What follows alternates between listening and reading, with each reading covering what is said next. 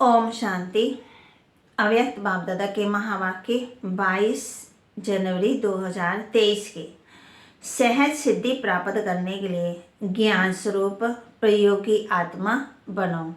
सहज सिद्धि प्राप्त करने के लिए ज्ञान स्वरूप प्रयोगी आत्मा बनो। आज ज्ञानदाता वरदाता अपने ज्ञानी तू आत्मा, योगी तू आत्मा बच्चों को देख रहे हैं। हर एक बच्चा ज्ञान स्वरूप और योग युक्त कहाँ तक बना है? ज्ञान सुनने और सुनाने के निमित्त बने हैं। वे ज्ञान स्वरूप बने हैं। समय अनुसार योग लगाने वाले बने हैं। वे सदा योगी जीवन अर्थात हर कर्म में योग युक्त, युक्ति युक्त स्वतः ही सदा के योगी बने हैं। किसी भी ब्राह्मण आत्मा से कोई भी पूछेंगे कि ज्ञानी और योगी हैं तो क्या कहेंगे? सभी ज्ञानी और योगी हैं। ज्ञान स्वरूप बनना अर्थात हर संकल्प, बोल और कर्म समर्थ होगा, व्यर्थ समाप्त होगा, क्योंकि जहाँ समर्थ है वहाँ व्यर्थ हो ही नहीं सकता। जैसे प्रकाश और अंधियारा साथ साथ नहीं होता, तो ज्ञान प्रकाश है, व्यर्थ अंधकार है। वर्तमान समय व्यर्थ को समाप्त करने का अटेंशन रखना है। सबसे मुख्य बात संकल्प रूपी बीज को समर्थ बनाना है। अगर संकल्प रूपी बीज समर्थ है तो वाणी, कर्म, संबंध सहज ही समर्थ हो जाता है। तो ज्ञान स्वरूप अर्थात हर समय, हर संकल्प, हर सेकंड समर्थ।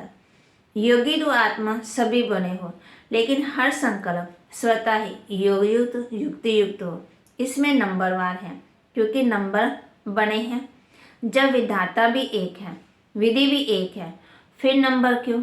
बाप दादा ने देखा योगी तो बने हैं, लेकिन प्रयोगी कम बनते हैं।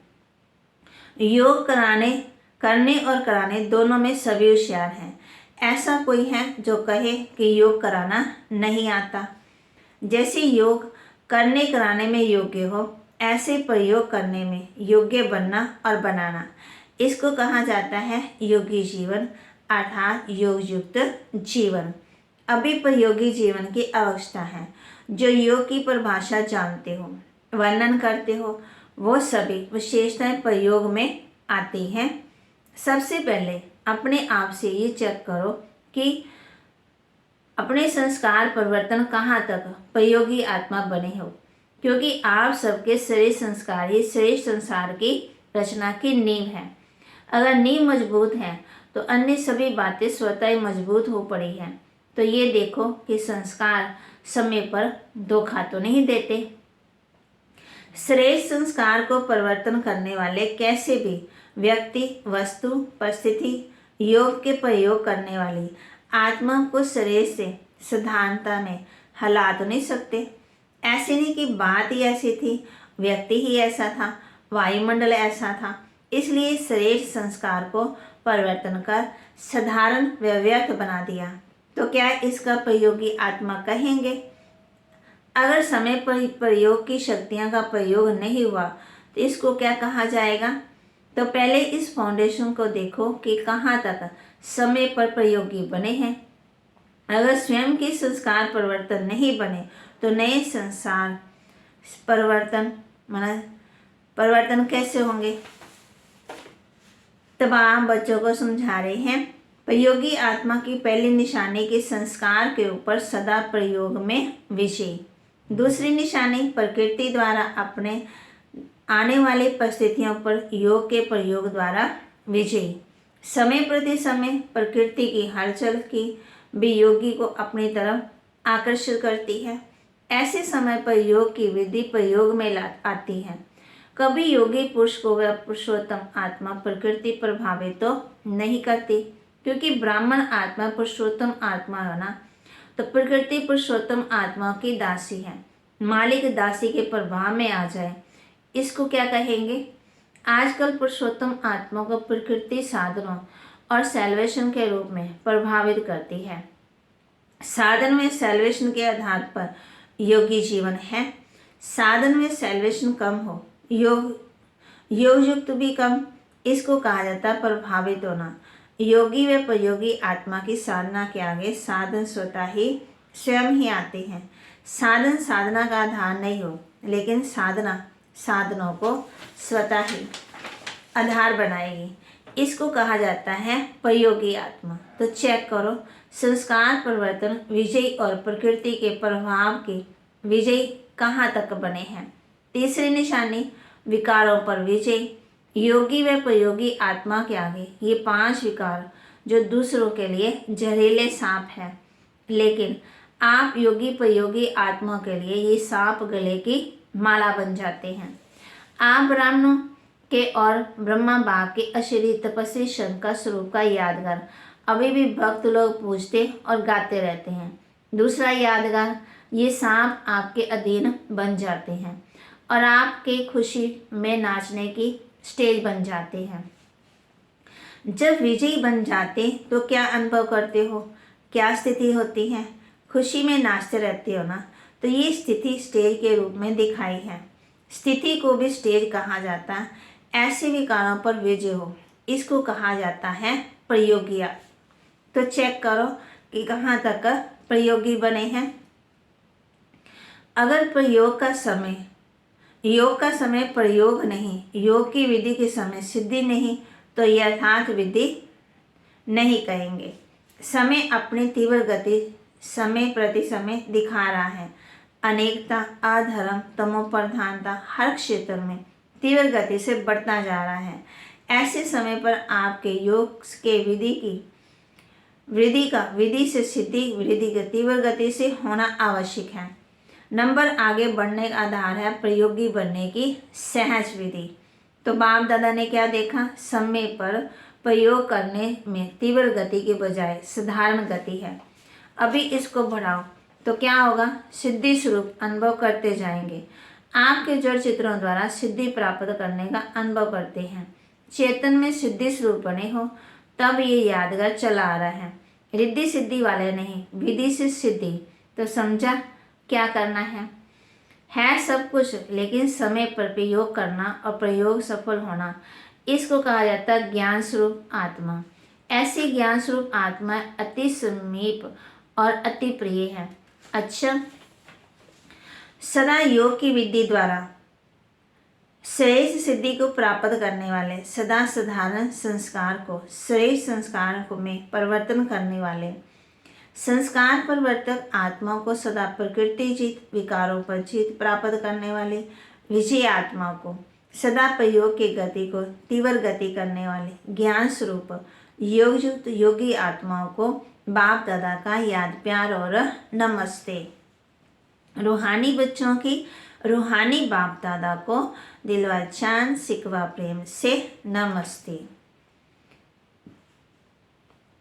24 नवंबर को 2 कुमारियों के समर्पण समारोह के बाद रात्रि 10 बजे दादी ऑलराउंडर ने अपना प्राणा श्री छोड़ा, बाप दादा की गोद ली। 25 तारीख दोपहर उनका अंतिम संस्कार किया गया।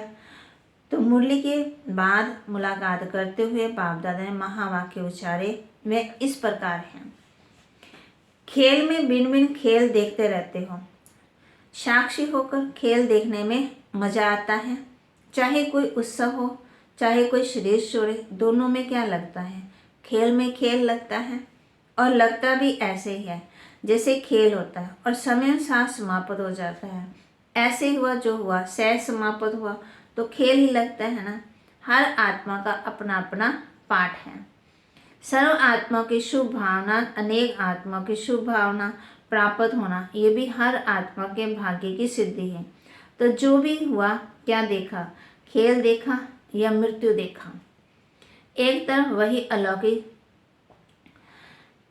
तो बाबा कहते ये खेल ही तो है ना, खेल खेल में खेल फर्क पड़ता है ना। तो बाबा कहते एक तरफ वही अलौकिक स्वयंवर देखा और दूसरी तरफ चोला बदलने का खेल देखा, लेकिन दोनों क्या लगे, खेल में खेल। फर्क पड़ता है क्या, स्थिति में फर्क पड़ता है। तो थोड़ी लहर बदली हुई कि नहीं। बाप कहते जो भी खेल देखना है साक्षी होकर देखो, साक्षी होकर खेल देखो तो वह अपने विधि और अपने विधि का सहज नष्ट मोह होना बहुत काल के योग से विधि की सिद्धि है। तो नष्ट मोह सहज मृत्यु का खेल देखा। इस खेल का क्या रहस्य देखा? देह की मृत्यु से भी उपराम, चाहे कोई बीमारी, चाहे कोई कुछ भी हो, तो बाबा कहते कोई भी आकर्षण अंत समय आकर्षित ना करे। इसको कहा जाता है सहज चोला बदली करना। तो क्या करना? नष्टो मोह, सेंटर भी याद ना आए। टीचर्स को देखते हुए ऐसे नहीं कि कोई जिज्ञासु याद आ जाए, कोई सेंटर की वस्तु याद आ जाए, कुछ किनारे किया याद आ जाए। सबसे न्यारे और बाप के प्यारे पहले से ही किनारे छूटे हुए हों। कोई किनारे को सहारा नहीं बनाना, सिवाय मंजिल के और कोई लगाव नहीं हो। अच्छा, फिर निर्मला शांता दादी से मुलाकात। संगठन अच्छा लगता है, संगठन की विशेष शोभा है। सबकी नज़र कितने प्यार से आप सबकी तरफ जाती है। जब तक जितनी सेवा है उतनी सेवा शरीर द्वारा होनी ही है। कैसे भी करके शरीर चलता ही रहेगा। शरीर को चलाने का ढंग आ गया, अच्छा चल रहा है, क्योंकि बाप की और सबकी दुआएं हैं। खुश रहना है और खुशी बांटनी है। और क्या काम है? सब देख देख कर कितने खुश होते हैं और खुशी बांट रहे हैं, खा भी रहे हैं, बांट भी रहे हैं। आप सब एक एक दर्शनीय मूर्त हो। सबकी नज़र निमत आत्मा तरफ जाती है, तो दर्शनीय मूर्त हो गए। अच्छा, अव्यक्त बाप दादा की पर्सनल मुलाकात। ब्राह्मण जीवन का आधार याद और सेवा। ड्रामानुसार ब्राह्मण जीवन में सभी को सेवा का चांस मिला हुआ है ना, क्योंकि ब्राह्मण जीवन का आधार है ही याद और सेवा। अगर याद और सेवा कमज़ोर है तो जैसे शरीर का आधार कमज़ोर हो जाता है, तो शरीर दवाइयों के धक्के से चलता है। तो ब्राह्मण जीवन में अगर याद और सेवा का आधार मजबूत नहीं, कमज़ोर है, तो वह ब्राह्मण जीवन भी कभी तेज चलेगा, कभी ढीला चलेगा, धक्के से चलेगा। कोई सहयोग मिले, कोई साथ मिले, कोई सर्कमस्टांस मिले तो चलेंगे, नहीं तो ढीले हो जाएंगे। इसलिए याद और सेवा का विशेष आधार सदा शक्तिशाली है। शक्तिशाली चाहिए, दोनों ही शक्तिशाली हो। सेवा बहुत है, याद कमज़ोर है तो याद बहुत अच्छी है, सेवा कमज़ोर है तो तीव्र गति नहीं हो सकती। याद और सेवा दोनों में तीव्र गति चाहिए, शक्तिशाली चाहिए, तो दोनों ही शक्तिशाली हैं या फर्क पड़ जाता है। कभी सेवा ज़्यादा हो जाती, कभी याद ज़्यादा हो जाती, दोनों साथ साथ हो। याद और निस्वार्थ सेवा, स्वार्थ की सेवा नहीं, निस्वार्थ सेवा, तो मायाजीत बनना बहुत सहज है। हर कर्म में कर्म की समाप्ति के पहले सदा विजय दिखाई देगी। इतना अटल निश्चय का अनुभव होगा। विजय तो हुई पड़ी है। अगर ब्राह्मण आत्मा की विजय नहीं होगी तो किसकी होगी? क्षत्रियों की होगी। ब्राह्मणों की विजय है ना, क्वेश्चन मार्क नहीं होगा। कर तो रहे हैं, चल तो रहे हैं, देख लेंगे, हो जाएगा, होना तो चाहिए, तो ये शब्द नहीं आएंगे। पता नहीं क्या होगा, होगा या नहीं होगा, ये निश्चय के बोल है। निश्चय बुद्धि विजय, ये गायन है ना, तो जब प्रैक्टिकल में हुआ तब तो गायन है। निश्चय बुद्धि की निशानी है विजय, निश्चिंत। जैसी किसी भी प्रकार की किसी को शक्ति मिलती है, चाहे धन की हो, बुद्धि की हो, संबंध संपर्क की हो, तो उसको निश्चय रहता है। ये क्या बड़ी बात है, ये तो कोई बात ही नहीं है। आपके पास तो सब शक्तियाँ हैं। धन की शक्ति है कि धन की शक्ति करोड़पतियों के पास है। सबसे बड़ा धन है अविनाशी धन, जो सदा साथ है। तो धन की शक्ति भी है, बुद्धि की शक्ति है, पोजीशन की शक्ति भी है। तो जो भी शक्तियाँ गाई हुई हैं, सब शक्तियाँ आप में हैं। तो बाप कहते सर्वशक्तिमान का बच्चा लेकिन अनुभव नहीं होता, तो अनुभव करो तो सभी भरपूर हो कि थोड़ा थोड़ा खाली हो। समय पर विधि द्वारा सिद्धि प्राप्त हो। ऐसे नहीं कि समय पर हो ही नहीं और वैसे नशा हो कि बहुत शक्तियाँ हैं। कभी अपनी शक्तियों को भूलना नहीं है, यूज़ करते जाओ। अगर स्वयं प्रति कार्य में लगाना आता है तो दूसरों के कार्य में भी लगा सकते हैं। पांडवों में शक्ति आ गई या भी कभी क्रोध आता है, थोड़ा थोड़ा क्रोध आता है। कोई क्रोध करे तो क्रोध आता है, कोई इंसल्ट करे तो क्रोध आता है। ये तो ऐसे हुआ जैसे दुश्मन आता है तो हार होती है। माताओं को थोड़ा थोड़ा मुँह आता है। पांडवों को अपने हर कल्प के विजयपन की सदा खुशी इमर्ज होनी चाहिए। कभी भी कोई पांडवों को याद करेंगे तो पांडव शब्द की विजय सामने आएगी ना। तो पांडव अर्थात विजय। पांडवों की कहानी का रहस्य ही क्या है? विजय है ना। तो हर कल्प विजय। तो बाप कहते इतना नशा रहता। सर्व द्वारा मान प्राप्त करने के लिए निर्माण बनो। सभी अपने को सदा कोटों में कोई और कोई में भी कोई श्रेष्ठ आत्मा अनुभव करते हो कि कोटों में कोई जो गाया हुआ है वो और कोई है या आप ही हो। तो कितना एक एक आत्मा का महत्व है, अर्थात हर आत्मा महान है। तो जो जितना महान होता, महानता की निशानी जितना महान उतना निर्माण, क्योंकि सदा भरपूर आत्मा है। जैसे वृक्ष के लिए कहते हैं कि जितना भरपूर होगा उतना झुका हुआ होगा और निर्माणता की सेवा करती है। जैसे वृक्ष का झुकना सेवा करता, अगर झुका हुआ नहीं होगा तो सेवा नहीं करेगा। तो एक तरफ महानता और दूसरी तरफ निर्माणता, और जो निर्माण रहता है वह सर्व द्वारा मान पाता है। स्वयं निर्माण बनेंगे तो दूसरे भी मान देंगे। जो अभिमान में रहता है उसको कोई मान नहीं देते, उससे दूर भागेंगे। तो महान और निर्माण है या नहीं है उसकी निशानी। तो निर्माण सबको सुख देगा। वहाँ कहते जहाँ भी जाएगा जो भी करेगा वह सुखदायी होगा। तो इससे चेक करो कि कितने महान हैं। जो भी संबंध संपर्क में आए सुख की अनुभूति करे। ऐसे हैं या कभी दुख भी मिल जाता। निर्माणता कम हो, सुख भी सदा नहीं दे सकते। तो सदा सुख देते, सुख लेते, कभी दुख लेते, कभी लेते। चलो देते नहीं लेकिन ले भी लेते हो। थोड़ा फील होता है तो ले लिया ना। अगर कोई भी बात किसी की फील हो जाती तो इसको कहेंगे दुख लेना। लेकिन कोई दे और आप नहीं लो, ये तो आपके ऊपर है ना। जिसके पास होगा ही दुख तो क्या देगा, दुख ही देगा ना फिर। लेकिन अपना काम है सुख देना और सुख लेना। ऐसे नहीं कि कोई दुख दे रहा है तो कहेंगे मैं क्या करूं, मैंने नहीं दिया, लेकिन उसने दिया। अपने को चेक करना है क्या लेना है क्या नहीं लेना है। लेने में होशियारी चाहिए। इसलिए ब्राह्मण आत्मा का गायन है सुख की सागर के बच्चे, सुख स्वरूप सुख देवा। तो सुख स्वरूप सुख देवा आत्मा हो। दुख की दुनिया छोड़ दी, किनारा कर लिया।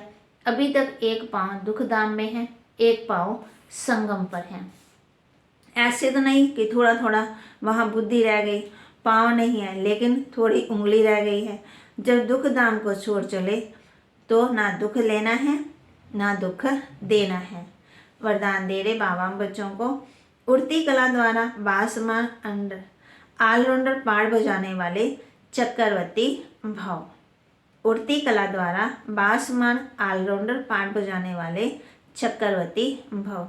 जैसे बाप ऑलराउंडर पाठधारी हैं, सखा भी बन जाते तो बाप भी बन जाते। ऐसे उड़ती कला वाले जिस समय जिस सेवा की आवश्यकता है होगी उसमें संपन्न पाठ बजा सकेंगे। इसको कहा जाता ऑलराउंडर उड़ता पंछी। वह ऐसे निर्विघ्न होंगे जो जहाँ भी सेवा होगी वहाँ पहुँच जाएंगे। हर प्रकार की सेवा में सफलता मूर्त बनेंगे। उन्हें ही कहा जाता चक्रवर्ती ऑलराउंडर पाठधारी। स्लोगन एक दो की विशेषताओं को स्मृति में रख, फेथफुल बनो तो संगठन एक मत हो जाएगा। एक दो की विशेषताओं को स्मृति में रख, फेथफुल बनो तो संगठन एक मत हो जाएगा। ओम शांति।